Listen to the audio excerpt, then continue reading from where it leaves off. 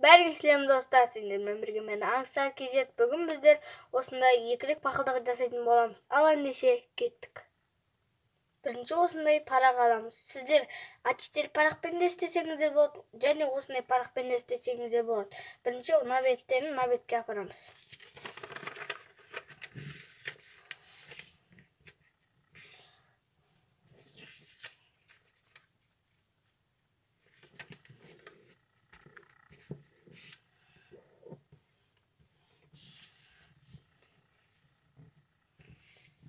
Сосын ашамыз да мынаны кәдімгі үстіп қайырамыз.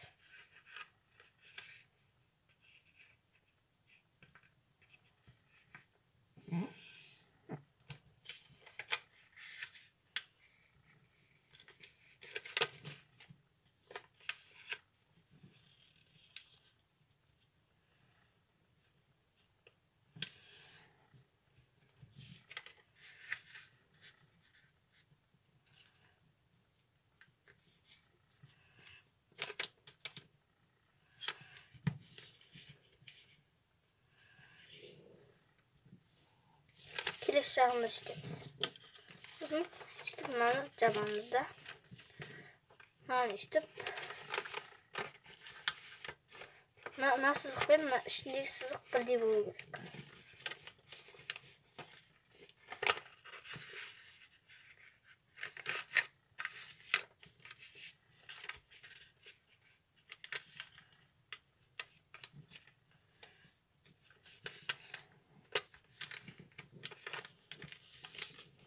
Келесini істейміз.